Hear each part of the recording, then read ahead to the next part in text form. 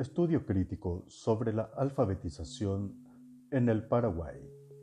Ricardo Martín Almada, 1985.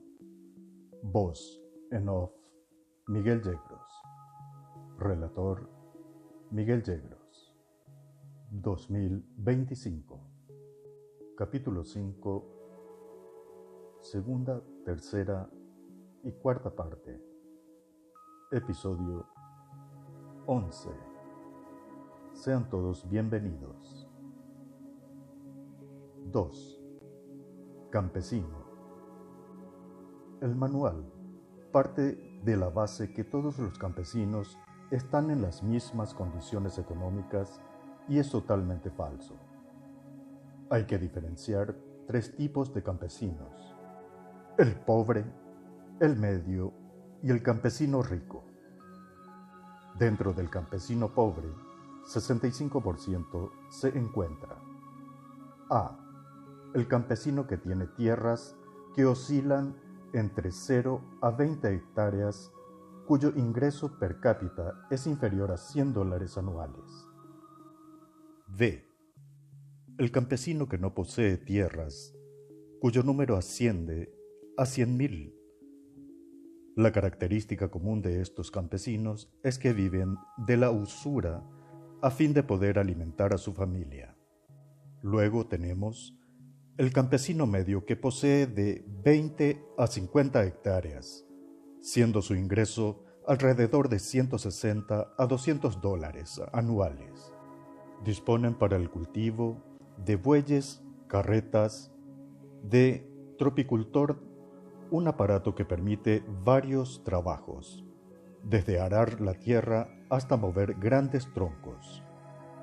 El campesino medio explota al campesino pobre que no posee tierra. Este sector recibe una atención especial tanto de parte del gobierno como de algunas instituciones que se ocupan de organizar a los campesinos en cooperativas, comités de agricultores, todo con el objetivo de evitar que el campesino medio se proletarice, lo cual significaría identificarse con los sectores que luchan contra el capital transnacional. La ayuda económica que recibe el sector medio no contribuye a solucionar su problema. Al contrario, lleva a muchos de ellos, entre ellos dirigentes, a convertirse en mendigos, limosneros que se dedican a pedir sistemáticamente ayuda, o en corrompidos agentes de sus propios fines, promotores. Estas ayudas son pasajeras, a mediano plazo, y no impedirá que el dicho sector sea asfixiado por las mismas empresas multinacionales, lo cual traerá como resultado que una gran mayoría sea desplazada y una pequeña parte se convertirá en empresarios capitalistas que empezará a comprar fuerza de trabajo. El campesino rico posee de 50 a 100 hectáreas, sin ser todavía latifundistas, que es considerado a partir de 200 hectáreas. Este sector adquiere créditos de parte del Banco Nacional de Fomento y a través de dichos créditos obtiene un tractor, con lo cual, además de utilizarlo en su chacra, prestará al campesino medio. El campesino rico adquiere todos los productos del pobre y del campesino medio y revende a los intermediarios.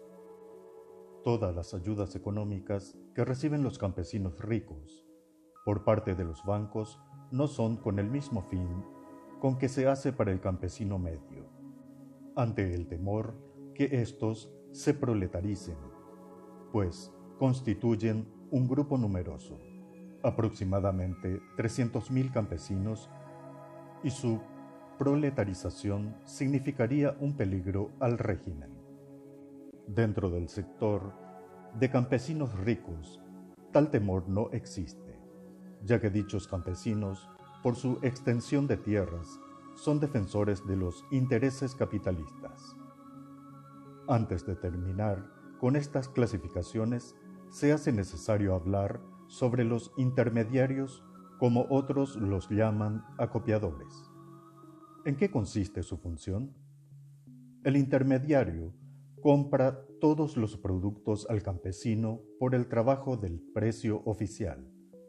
Pongamos el ejemplo del algodón. Si éste se vende oficialmente a 48 guaraníes el kilo, el intermediario lo compra a 30 guaraníes y lo revende a 60 guaraníes el kilo. El intermediario, en la actualidad, es una carga para los burgueses y capitalistas, pues ya cumplió una tarea importante para los mismos: endeudar cada vez más al campesino, hacerlo depender del dinero, del comercio, de las necesidades del mercado. Ahora, el campesino está suficientemente ahorcado por el mercado, por la necesidad del dinero, y el acopiador resulta un estorbo, porque al final de cuentas se está tragando gratis un dinero que muy bien podría tragarse el capitalista. Pero su desaparición se hace difícil en la actualidad por ser los protegidos del régimen. 3. Familia. La familia de Juan es incompleta. Es el padre que falta, pero no se da la razón de esta ausencia. El joven campesino Juan Rojas, marginado de la sociedad como los otros campesinos, comenzó a integrarse a través de los consejos de su patrón y comenzó a aceptar sin condición el modelo social existente. El manual quiere mostrar que Juan encontró una familia en la casa de don Pablo, a quien considera como un padre. En la encuesta realizada en 1980 por el equipo de Aníbal Miranda, vemos que en el sector rural el 12,7% de los hogares están sin padres, 4,3% sin madres. A nivel nacional tenemos 14,6% sin padre, 4,5% sin madre. La disgregación familiar es frecuente en las clases pobres en función de los bajos ingresos que obligan a los padres a emigrar en busca de trabajo. Otro hecho que es frecuente observar en los hogares pobres es que los niños o jóvenes son ofrecidos en los hogares de la clase media, como la clase alta, como criados, lo cual lleva a que dichas personas crezcan en un ambiente sin afectividad y en completa dependencia. 4. Clases sociales. Según el manual, no existe diferencia de clases. Tanto los obreros como campesinos trabajan en armonía. No existen clases sociales oprimidas ni explotadas, por lo tanto, no existe lucha de clases, y el país vive en felicidad y tranquilidad. En 1980, el país contaba con 3.168.000 habitantes.